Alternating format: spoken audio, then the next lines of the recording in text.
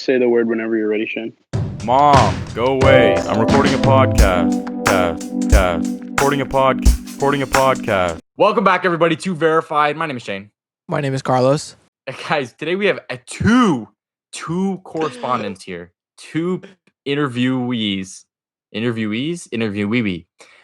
going to come on and talk about social media, canceling comedians. The second interview for one of the guests, and at the first time for another one. Guys, please welcome Austin and Eli. We're just going to get right into it. Austin, start us off, man. I feel like our teachers are way too underprepared for this online learning thing. I mean, granted, for the salary they have, I think they're doing just fine, honestly. I mean, yeah, they're not Yeah, doing yeah. bad. Like, don't get me wrong. I'm saying I just wish the government had prepared them a little more, given them maybe a little more funds.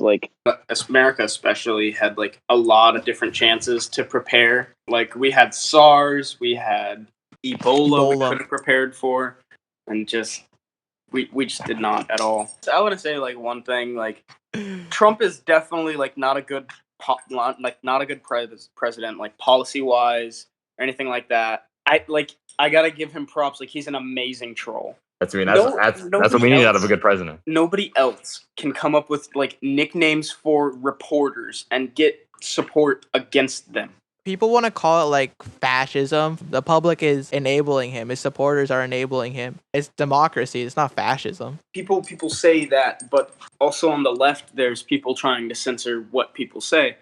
I'm of a belief where I believe people should be allowed to say what they want to say, but if whatever they want to say is wrong to someone, then that other person should be allowed to explain why and maybe change someone's mind. I think it's weird to cancel comedians for the they say during comedy No, shows. if you're making a joke, that means borderline. I get it, but it should be okay if it's a comedian. Yeah, okay, here's the thing. How many people do their jobs with 100% effectiveness? Not every comedian is going to tell a joke that is necessarily either super funny or okay with people. It's not always going to be PG. That's what comedy is.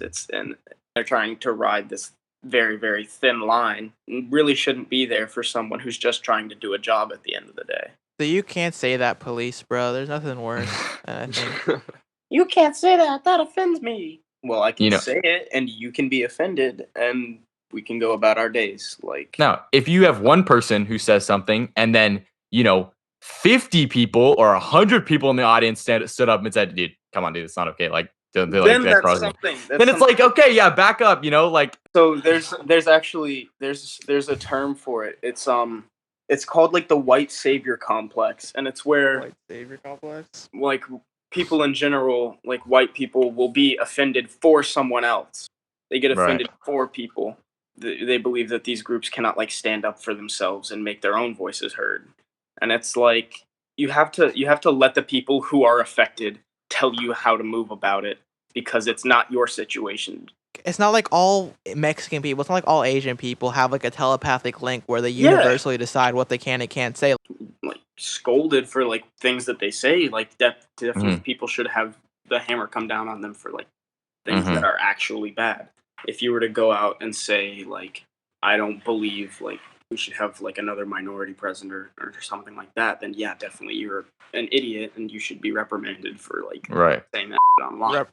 Reprimanded that's just for a idiocy. stupid opinion. The best way, I think, to go about changing someone's mind is, first of all, don't attack them on social Exactly. media. It's to educate them on why they're wrong. There's this girl who was saying racist jokes. Someone screenshotted that conversation and then put it on their story, and then everyone else reposted it. That type of shit is so stupid to me.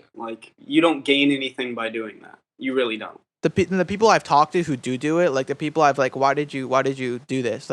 They have to know what they did was wrong. They have to know. How else are they going to know that what they did was really bad thing to do? It doesn't have to be, oh, look at this now, everyone shame her. It's right. That just makes it so much worse and so complicated. Once it hits some sort of platform, it'll keep going. When it could have been stopped the day of, or the day dude, it's not okay like that. You can't put that stuff out there. Or, yeah, it's just, we have overcomplicated stuff that just needs to not be overcomplicated a lot of the time. It shouldn't take a million people attacking someone on Twitter for that person to come out and apologize about it. they should. And they won't. And the apology will be insincere. Who's going to want to apologize from a bunch of people that are saying that they're Right. Social media can really complicate situations, especially situations that already don't need to be like complicated. Like, just take care of that stuff privately. Just text them, reach out to them, tell them it's not okay, and just move on. Especially nowadays, they messed up. Like everyone's on social media constantly. Like there are people who are on Snapchat like immediately from the time they wake up to the time they put down their phone and eventually go to sleep. And it's like, is Snapchat as political as Instagram? No, I don't have Snapchat it's anymore. Nowhere near as political. No, it's not. But it's more like it's more personal. Like messages can like spread like wildfire on Snapchat. Like especially with like private stories now. Yes. You put stuff on your story that gets out there. Especially private stories where people are like, "Oh, that's only my friends," and then you look at it and they have like 150 people on it, and you're like, that just takes away from the whole purpose. That's that stupid, private. yeah. Because that information gets shared, like you can screenshot that, easily send it. If you have a private story that has more people in it than you would feel comfortable talking in front of in a classroom, then you shouldn't say whatever you're about to say. Exactly. Like, yeah, I agree with you. The whole private stories and Finstas too. I don't understand Finstas, honestly. Like you post stuff that you wouldn't normally post on your Instagram. Like, isn't that what the entire app of Snapchat is for? Like, right, exactly. What are you putting on your Finsta? Some people are like, "Oh, I have a Finsta. It's not associated directly with my name, so let me put controversial on here." And then that's where that's where exactly. And then it's literally like one Google search away. Like it's really not that hard. Yeah, people don't understand how easy it is to find personal information online. It's so easy. There's this interesting philosophy. Any idea that you do not have like proof in is a bad idea. Like you should not believe in anything that you don't have 100% proof for. That's just common sense, though. Really. Like exactly. If you're questioning your belief, like that's the way he saw it. Because like any idea that like you have, you're gonna tell to other people no matter what. So then they're gonna be influenced by that idea. And if it's like a really bad idea, like for example, not doing a vaccination based on a research study that was debunked multiple times. Yeah, but it's been debunked and using that as your sole basis. There's one thing I had, not being like friends with someone or not wanting to associate with someone online just because of political. It's so stupid. Alignment. It's so stupid. Not being friends with someone because of their political view is so dumb. It doesn't even interfere with like day-to-day conversation at all. Yeah, I know people that are Trump supporters, and I don't agree with them on that. But I won't like make a big deal out of it. Like I'll still be friends with them. Like just don't be a dick about it. I would try to at least change their mind a little on the fact, and because if there's any chance you can change a person and help someone grow, I think that it's very important that you educate people and do so. Hate is born through ignorance.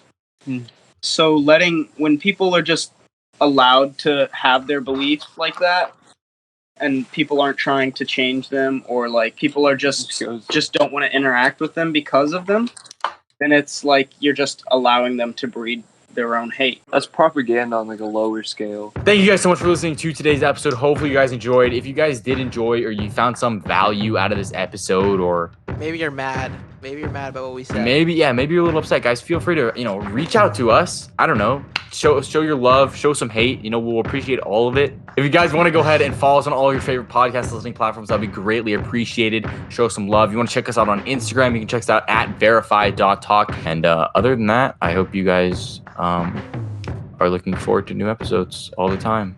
Mom, go away. I'm recording a podcast. Recording a podcast.